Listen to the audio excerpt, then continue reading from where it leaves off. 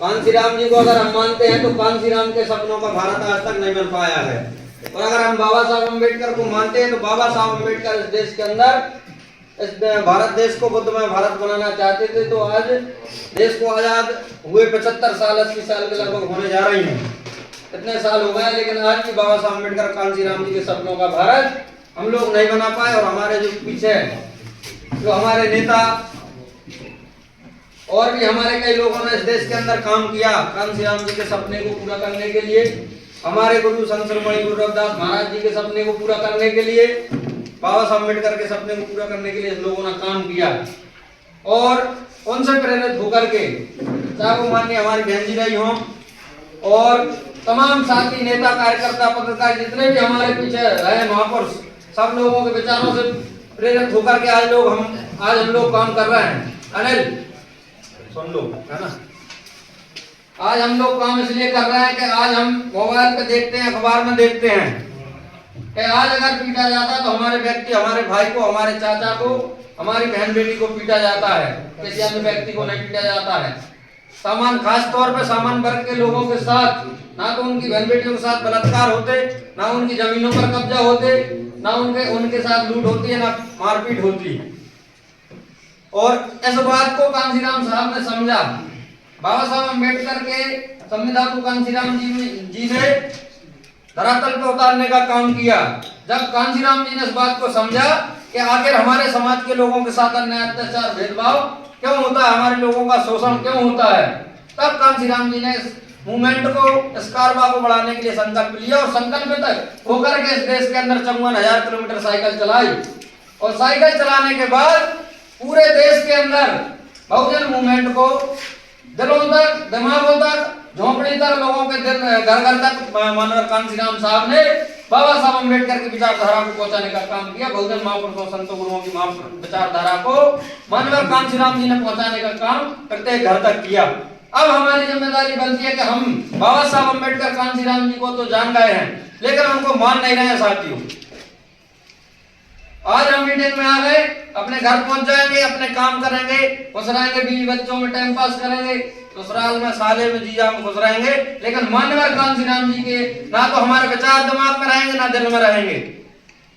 अरे अगर आप अपने पिता की औलाद हो, आप अगर बाबा साहब अम्बेडकर कांसीराम जी को मानते हो, अपना नेता आदर्श उनको मानते हो, महापुरुष मानते हो, तो आपके दिल में दर्द होना चाहिए। जो दर्द बाबा साहब अम्बेडकर कांसीराम जी के दिल में था, उन्होंने अपना घर छोड़ दिया, परिवार त्याग दिया, बीवी त्याग दी, बच्चे त्याग दिए, किन लोगों के लिए? आप लोगों के लिए, हमारे लिए, हमारे जीवन को संभालने के लिए, सुधारने के लिए। और हम लोग आज घरों में सो रहे हैं, कोई व्यक्ति किसी माई बहन बेटी के साथ अन्याय हो जाता है, अत्याचार हो जाता है, उसकी हत्या हो जाती है, हम लोग जिंदाबाद मुर्दाबाद करते हैं, उसको अग्नि देके उसकी लाश को जला के फिर घरों में सो जाते हैं, फिर इंतजार करते हैं कि फिर हमारे किसी व्यक्ति के ऊपर लठ चले, गोली चले, फिर उसका मर्डर हो, फिर हम अल्लाह करें, फिर रोड जाम करें, फिर उसको जला के भाई साहब फिर अपने घर में सो जाए।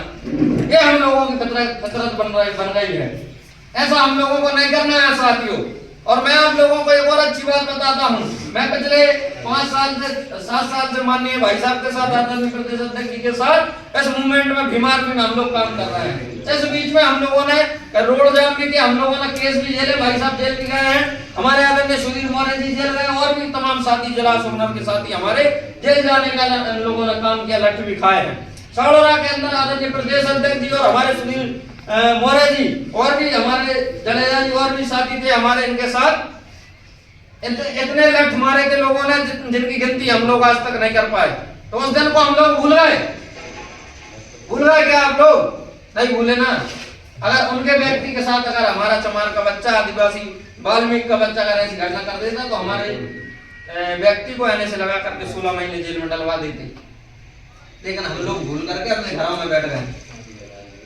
हम लोग हमारे 75 साल से और हजारों साल से हमारी गुलामी को भूल गए हैं, हजारों साल के हमारे तिरस्कार को भूल गए, हमारे हजारों साल से हमारा जो शोषण होता हुआ आ रहा है, माँ बहन बेटी की इज्जत और आबरू लुट रही, उस इज्जत आबरू को हम लोग भूल गए हैं।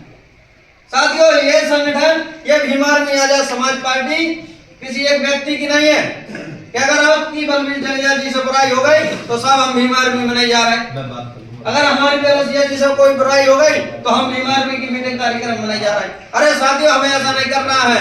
हमें बहुजन महापुरुषों के संकल्प को, सपने को पूरा करना है। और मैं आप लोगों को एक बात बता दूं कि कांसीराम साहब ने इस देश के अंदर जब सर्च किया कि इस देश के अंदर पीड़ित कौन है, कौन कौन व्यक्ति, किस किस का शोषण होता है, किस किस समाज के लोगों का शोषण होता है, तो कांसीराम जी ने समझा कि इस देश के अंदर आदिवासी, दलित, पिछड़ा और अल्पसंख्यक समाज के लोगों के साथ अन्याय होता है, अत्याचार होता है। तब कांसीराम जी ने नारा दिया और इन सब लोगों को, दलित, पिछड़ा, आदिवासियों को मिला करके कांसीराम साहब ने बहुजन समाज का निर्माण किया। और फिर कांसीराम जी ने नारा देते हैं कि जो बहुजन की बात करेगा वो दिल्ली पर राज करेगा। तो ऐसा क्या हो रहा है आज? कांसीराम साहब ने कहा कि जिसकी जितनी संख्या बारी उसकी उतनी हिस्सेदारी। आज हमारी हिस्सेदारी है। अगर आप नगर पालिका की, अशोक नगर की बात कर लो, कितने पार्षद हमारे हैं? पिपराई में अगर एससी आरक्षित नगर परिषद सीट थी तो किशन भाई हर बार गोबर डाल रहे हैं और दूसरे लोग उस पर राज कर रहे हैं। और हम लोग ताली बजा रहे हैं।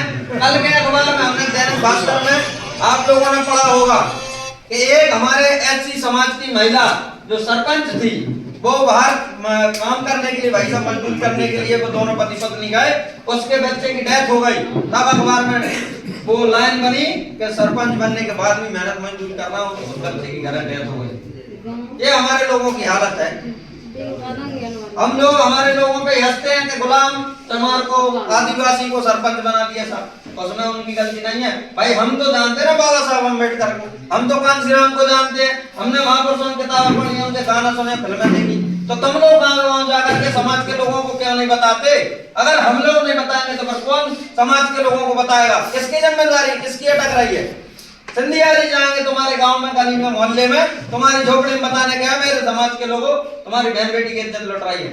सिंधिया शिवराज सिंह चौहान नहीं जाएंगे, हम लोगों को जिम्मेदारी उठानी पड़ेगी, खुद स्वयं को जाना पड़ेगा।